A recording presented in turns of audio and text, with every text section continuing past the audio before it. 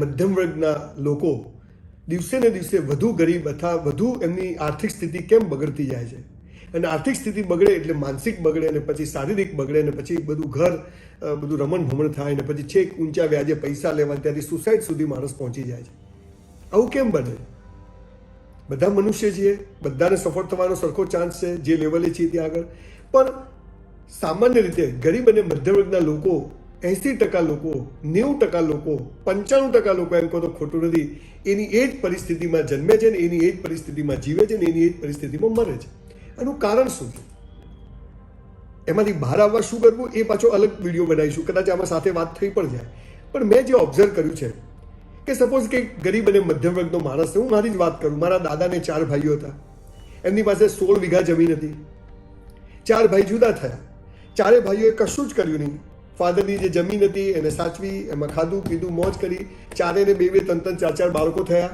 16 વીઘા જમીન હતી, દરેકના ભાગે 4 વીઘા, એટલે મારા દાદાના ભાગે 4 વીઘા જમીન આવે. મારા દાદાના ભાગે 4 વીઘા જમીન આવે. મારા દાદાને 7 દીકરાઓ, એટલે એમના ભાગે શું આવે? ગુઠામાં એટલે ફૂટમાં જમીન આવે. હવે આ 3 પેઢી 4 પેઢીથી આમનું આમ ચાલ્યું આવે છે. એટલે સરવાળ એ થયું કે ખેતર વેચી અને એના જે પૈસા આવ્યા તો મારા બાપુજીના ભાગે 700 રૂપિયા આવ્યા. 16 વીઘાનું ખેતર ગયું, ખેતીમાંથી નામ ગયું, અને 500-700 રૂપિયા એ 80ના વર્ષમાં આવેલા એ ક્યાં ગયા ખબર નથી. મારા બાપુજી એક ઓટલા પર દરજી કામ કરતા હતા, ત્યાંથી આજે એ ગુજરી ગયા. ત્યાં એના થોડાક સમય પહેલા સુધી એમણે એ કામ કર્યું. મારી બા આખો દિવસ ઘરમાં મજૂરી કામ કરતી. અમે 4 ભાઈ બહેન હતા. તો મારા ગ્રેટ ગ્રાન્ડફાધર, એમના એટલે મારા ગ્રાન્ડફાધર, મારા દાદા એટલે મારા બાપુજી, તો આ 4 પેઢી શું થયું? દરેક સામાન્ય ઘરનો માણસ આ જ કામ કરે છે કે જે મિલકત, જે પરિસ્થિતિ હતી એમાંથી 2 દીકરા હોય તો 2 ભાગ પડે, 4 દીકરા હોય તો 4 ભાગ પડે. ખરેખર તો બાપુજી પાસે 5 વીઘા હોય ને 4 દીકરા તો બીજી 20 વીઘા ઊભી કરવી જોઈએ. બાપુજી પાસે 1 રૂમનું 1 ઘર હોય ને એમને જો 4 દીકરા હોય તો એમણે બીજા 1 રૂમના 4 ઘર એ 4 દીકરા હોય બનાવવા જોઈએ. પણ એવું તો થતું નથી. એ 1 રૂમની અંદરથી દિવાલ થાય છે, અથવા તો ઉપર 1 ભાઈ રહેશે, 1 ભાઈ નીચે રહેશે, અથવા એક ઘરની કિંમત કરો કે 1 લાખ ને 4 ભાઈને 25,000 રૂપિયા વેચો, એના તો ઝઘડા ચાલે છે. એટલે ગરીબ વર્ગ પાસે તો કશું છે નહીં, એ મહેનત કરે. પણ જે મધ્યમ વર્ગનો માણસ છે એ હંમેશા બાપાની શું મિલકત છે, દાદાની શું મિલકત હતી, એની ઉપર જ એનું ધ્યાન હોય. અને પછી સૌથી મહત્વની વાત કે એ તો છે જ નહીં, સમજો કે 0માં છે કે માઇનસમાં છે.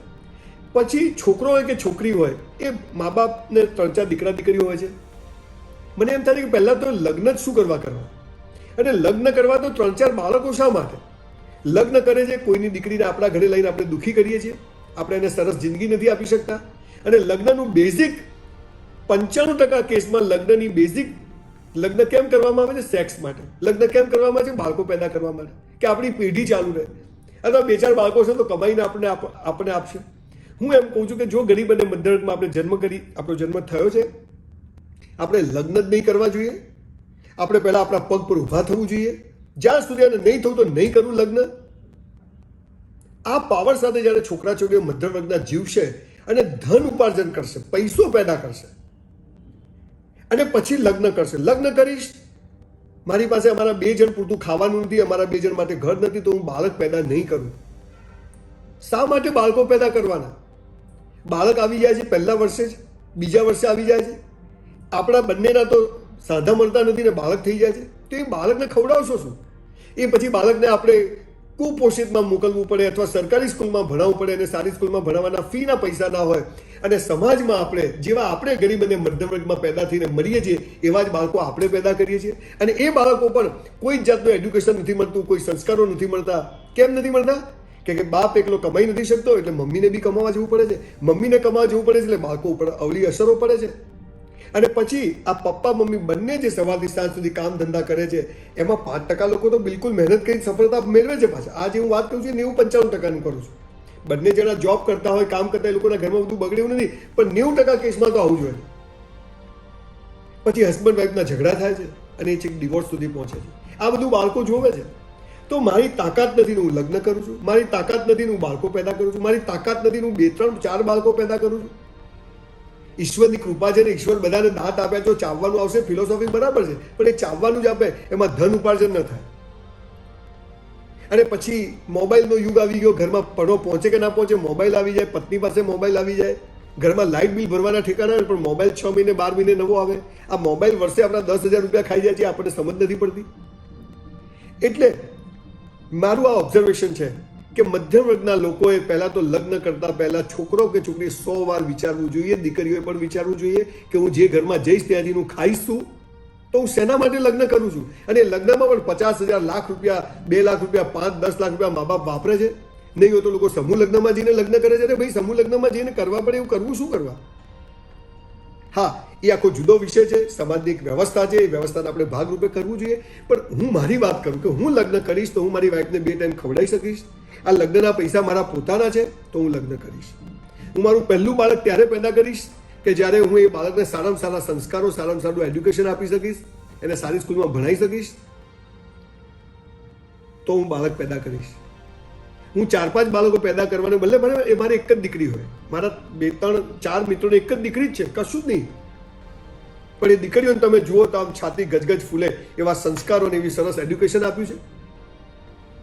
એટલે મધ્યમ અને ગરીબ વર્ગના લોકો 3-3, 4-4, 5-5 પેઢીથી એટલે પૂરા થઈ જાય છે કે બાપાનું 50 વીઘાનું ખેતર હતું, એના 25-25 વીઘા થાય, એનું 5-5 વીઘા થાય, એનો 1-1 વીઘો થાય, અને છેલ્લે ગુઠામાં આવે અને છેલ્લે ખેતરોમાં, ગામડામાં ખેતરો વેચી અને શહેરમાં આવીને પછી એક નાનકડો ફ્લેટ લે છે. અને ત્યાં એ લગ્ન કરે છે. પત્નીને ખવડાવવાના પૈસા નથી. પત્ની આવે તો એને એ ખબર નથી હું બાળકો લાવીશ તો આ બાળકોને હું ભણાવીશ ક્યાં, રાખીશ ક્યાં. અને પછી લોન પર સ્કૂટર, લોન પર એડ્યુકેશન લોન, અને આમ કરતા કરતા બસ કાલ કઈ થઈ જશે, મોટિવેશનની વાતો, મહેનત કરો, રિસ્ક લો, એમાં ને એમાં 90% લોકોના જીવનમાં કોઈ જ પરિવર્તન આવતું નથી અને દિવસે ને દિવસે ડિપ્રેશનમાં ને હતાશામાં જાય છે.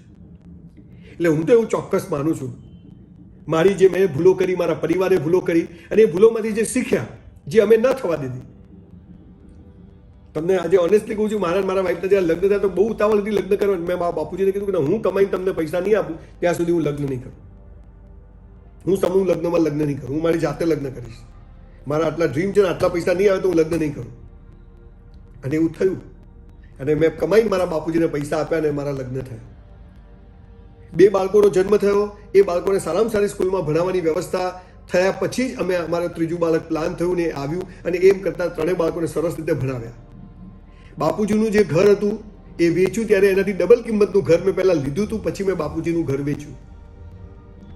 તો આજે આપણે પ્રગતિ એને કહેવાય કે આપણા મા બાપ પાસે જે હોય એને અડ્યા વગર એટલું જ બીજું આપણે પેદા કરીએ. બાપુજીનું 10 લાખનું ઘર છે કે 25 લાખનો ફ્લેટ છે તો બંને ભાઈઓ બીજા 25-25 લાખના ફ્લેટ લે અને ત્યારે એ ઘરમાં ધન ઉપાર્જન થાય. હવે લોકો એમ કહે છે કે કરવું કેવી રીતે? પણ આપણે એક નોકરીઓની માનસિકતા પેદા થઈ ગઈ છે. એક નાનકડો ધંધો, એક નાનકડી જોબથી શરૂઆત કરી, માણસ ઈમાનદારીથી મહેનત કરે ને ના થાય તો નહીં કરવાના. હું તો એટલે સુધી બોલું, સેક્સ માટે થોડા લગ્ન થાય.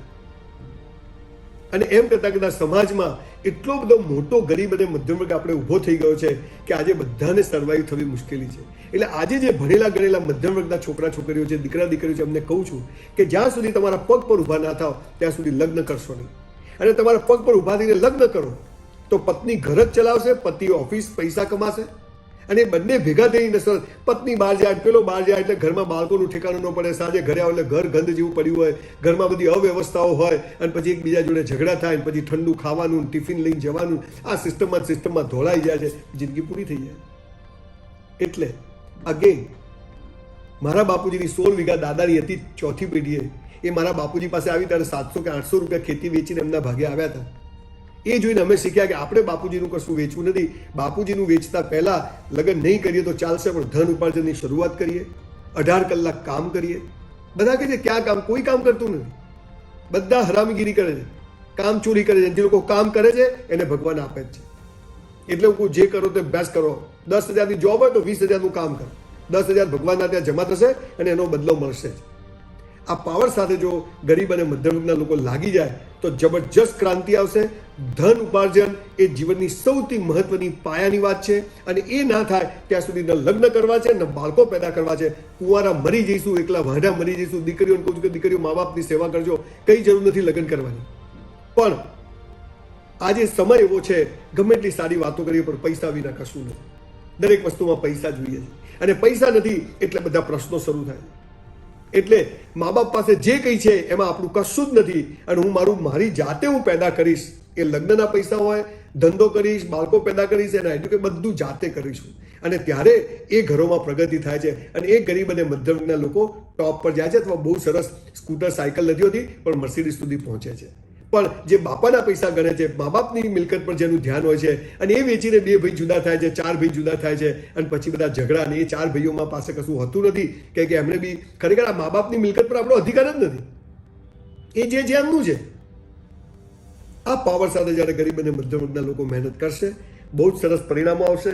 હું ચાહું છું કે આ વિડીયોના માધ્યમથી ઘણી ગેરસમજો પણ થવાના ચાન્સીસ છે, પણ મારો હેતુ એ છે કે આપણા મા બાપના ખેતરો ઉપર, આપણા મા બાપના ઘરો ઉપર, આપણા મા બાપની મિલકતો ઉપર આપણો કોઈ રાઈટ નથી. અને એમાં જો આપણે ગરીબ અને મધ્યમ વર્ગના છીએ તો આપણે જાતે ઊભા થઈશું, શૂન્યમાંથી સર્જન કરશું. ભગવાને હાથ આપ્યા છે, કામ પણ આપશે, દાંત આપ્યા છે, ચાવવાનું પણ આપશે, આપણે મહેનત તો આપણે કરવી પડશે. એટલે જાતે લગ્ન કરીશું, બંને જણા સક્ષમ હોઈશું ત્યારે લગ્ન કરીશું.